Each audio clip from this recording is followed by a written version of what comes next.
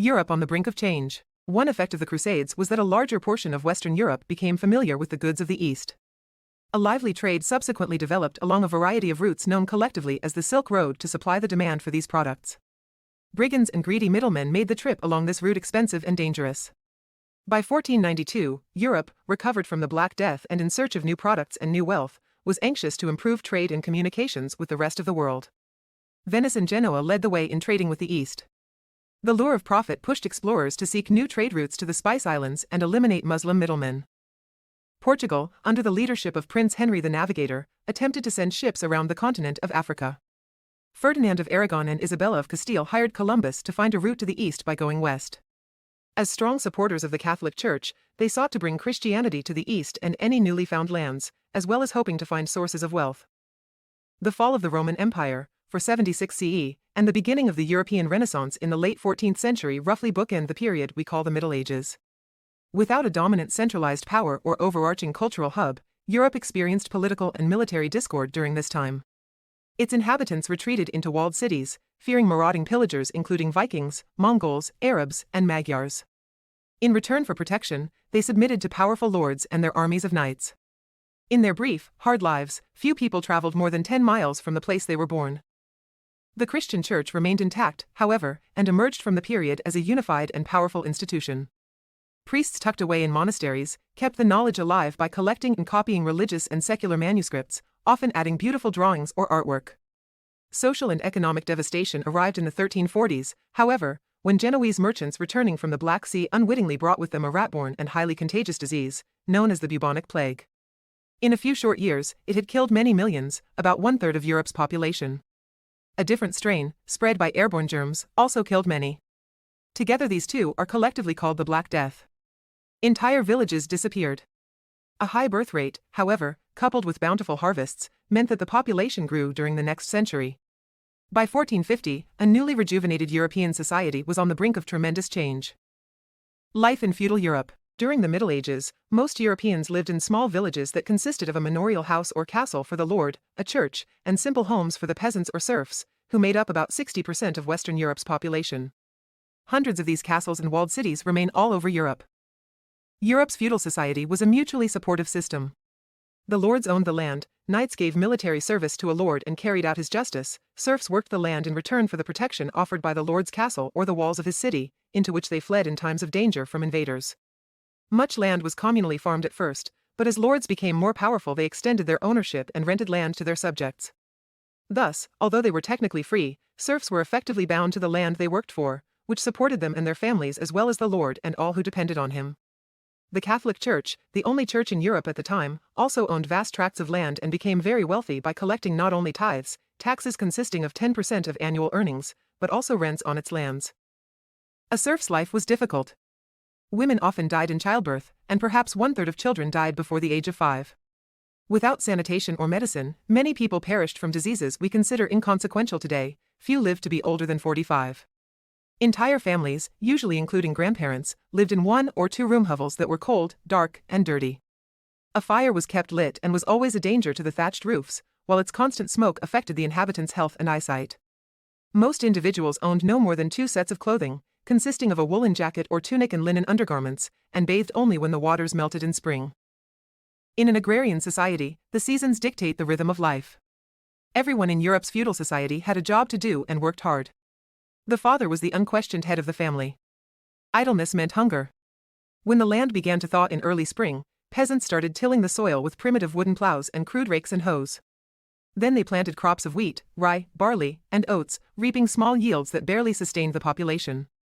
Bad weather, crop disease, or insect infestation could cause an entire village to starve or force the survivors to move to another location.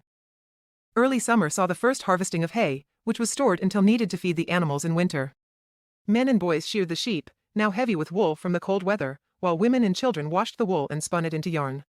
The coming of fall meant crops needed to be harvested and prepared for winter. Livestock was butchered and the meat was smoked or salted to preserve it.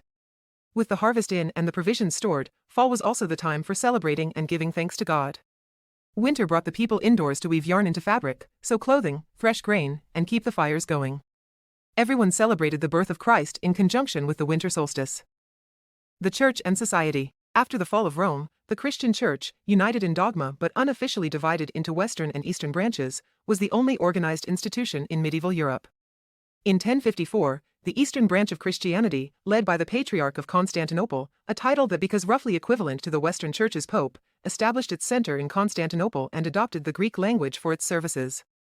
The Western branch, under the Pope, remained in Rome, becoming known as the Roman Catholic Church and continuing to use Latin.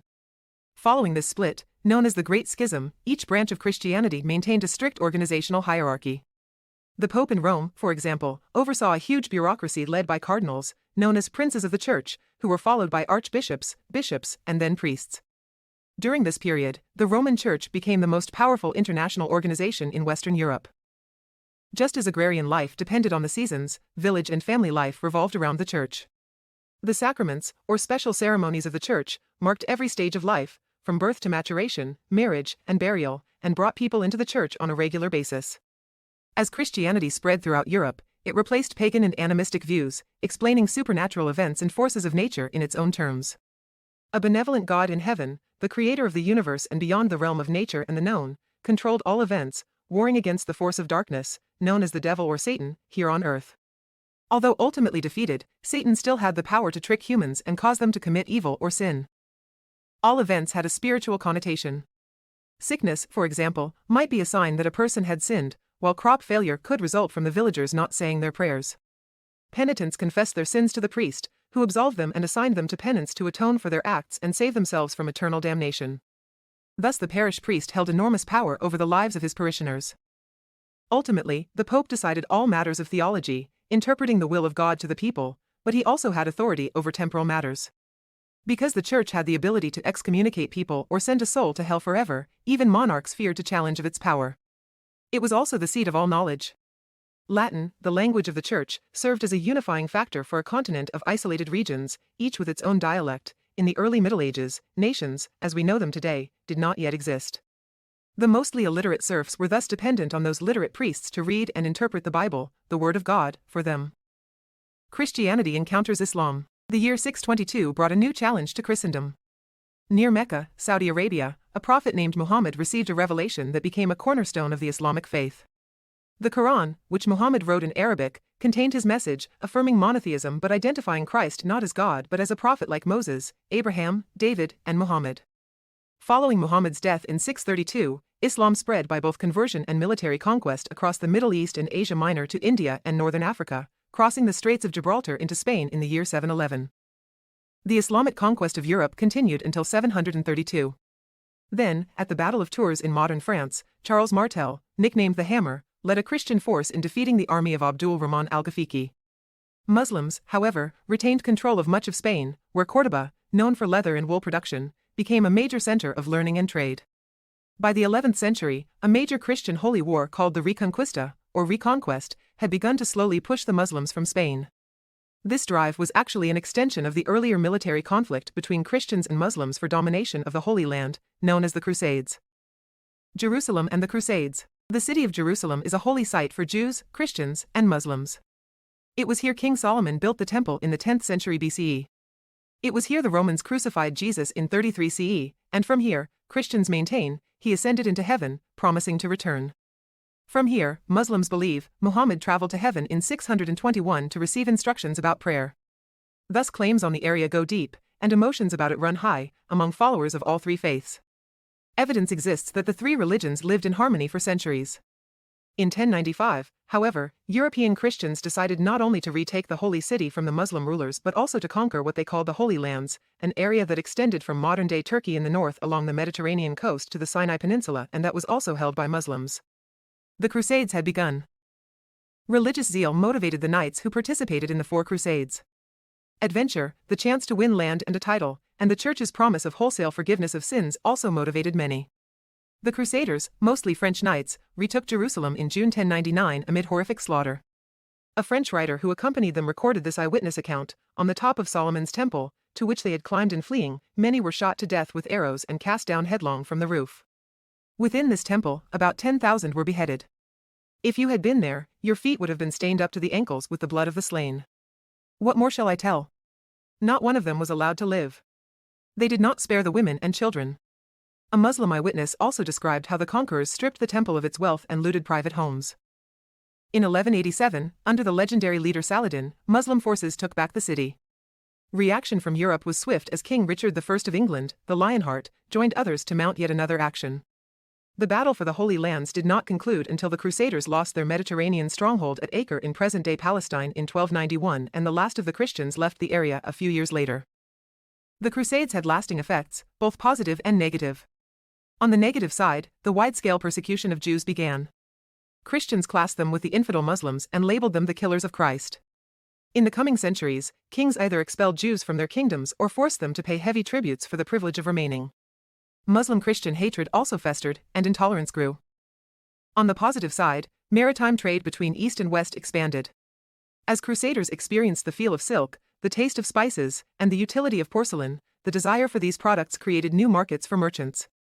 In particular, the Adriatic port city of Venice prospered enormously from trade with Islamic merchants.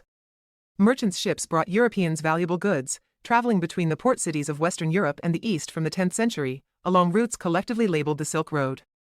From the days of the early adventurer Marco Polo, Venetian sailors traveled to ports on the Black Sea and established their own colonies along the Mediterranean coast.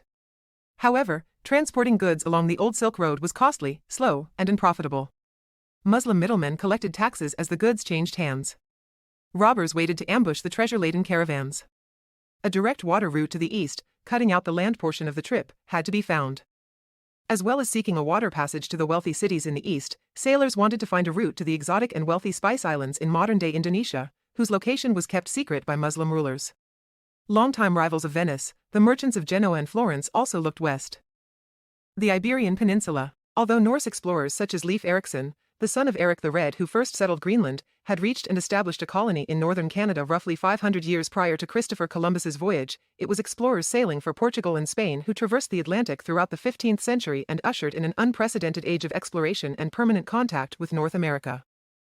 Located on the extreme western edge of Europe, Portugal, with its port city of Lisbon, soon became the center for merchants desiring to undercut the Venetians' hold on trade. With a population of about 1 million and supported by its ruler Prince Henry, whom historians call the Navigator, this independent kingdom fostered exploration of and trade with Western Africa. Skilled shipbuilders and navigators who took advantage of maps from all over Europe, Portuguese sailors used triangular sails and built lighter vessels called caravels that could sail down the African coast. Just to the east of Portugal, King Ferdinand of Aragon married Queen Isabella of Castile in 1469, uniting two of the most powerful independent kingdoms on the Iberian Peninsula and laying the foundation for the modern nation of Spain. Isabella, motivated by strong religious zeal, was instrumental in beginning the Inquisition in 1480, a brutal campaign to root out Jews and Muslims who had seemingly converted to Christianity but secretly continued to practice their faith, as well as other heretics. This powerful couple ruled for the next 25 years, centralizing authority and funding exploration and trade with the East. One of their daughters, Catherine of Aragon, became the first wife of King Henry VIII of England. Americana, motives for European exploration. Historians generally recognize three motives for European exploration: God, glory, and gold. Particularly in the strongly Catholic nations of Spain and Portugal, religious zeal motivated the rulers to make converts and retake land from the Muslims. Prince Henry the Navigator of Portugal described his great desire to make increase in the faith of our Lord Jesus Christ and to bring him all the souls that should be saved. Sailors' tales about fabulous monsters and fantasy literature about exotic worlds filled with gold, silver, and jewels captured the minds of men who desired to explore these lands and return with untold wealth and the glory of adventure and discovery. They sparked the imagination of merchants like Marco Polo, who made the long and dangerous trip to the realm of the great Mongol ruler Kublai Khan in 1271. The story of his trip, printed in a book entitled Travels, inspired Columbus, who had a copy in his possession during his voyage more than 200 years later. Passages such as the following, which describes China's imperial palace, are typical of the Travels. You must know that it is the greatest palace that ever was, the roof is very lofty, and the walls of the palace are all covered with gold and silver. They are also adorned with representations of dragons, sculptured and gilt, beasts and birds, knights and idols, and sundry other subjects. And on the ceiling too you see nothing but gold and silver and painting. On each of the four sides there is a great marble staircase leading to the top of the marble wall, and forming the approach to the palace. The hall of the palace is so large that it could easily dine 6,000 people, and it is quite a marvel to see how many rooms there are besides. The building is altogether so vast, so rich, and so beautiful, that no man on earth could design anything superior to it. The outside of the roof also is all colored with vermilion and yellow and green and blue and other hues, which are fixed with a varnish so fine and exquisite that they shine like crystal, and lend a resplendent luster to the palace as seen for a great way round. This roof is made too with such strength and solidity that it is fit to last forever. Why might a travel account like this one have influenced an explorer like Columbus? What does this tell us about European explorers' motivations and goals? The year 1492 witnessed some of the most significant events of Ferdinand and Isabella's reign. The couple oversaw the final expulsion of North African Muslims, Moors, from the Kingdom of Granada, bringing the nearly 800-year Reconquista to an end. In this same year, they also ordered all unconverted Jews to leave Spain. Also in 1492, after 6 years of lobbying, a Genoese sailor named Christopher Columbus persuaded the monarchs to fund his expedition to the Far East. Columbus had already pitched his plan to the rulers of Genoa and Venice without success, so the Spanish monarchy was his last hope. Christian zeal was the prime motivating factor for Isabella, as she imagined her faith spreading to the east. Ferdinand, the more practical of the two, hoped to acquire wealth from trade. Most educated individuals at the time knew the earth was round, so Columbus's plan to reach the east by sailing west was plausible. Though the calculations of Earth's circumference made by the Greek geographer Eratosthenes in the 2nd century BCE were known, and, as we now know, nearly accurate, most scholars did not believe they were dependable. Thus Columbus would have no way of knowing when he had traveled far enough around the Earth to reach his goal, and in fact, Columbus greatly underestimated the Earth's circumference. In August 1492, Columbus set sail with his 3 small caravels. After a voyage of about 3,000 miles lasting 6 weeks, he landed on an island in the Bahamas named Guanahani by the native Lucayans. He promptly christened it San Salvador, the name it bears today. This is part 2 in a series I'm producing. The next will be about West Africa and the role of slavery before the Americas. If you like this type of content and would like to learn more, I've provided some further reading in the description. This is a modification of an open-source textbook by openstacks.org, which is available for free at https://openstacks.org/details/books/us-history.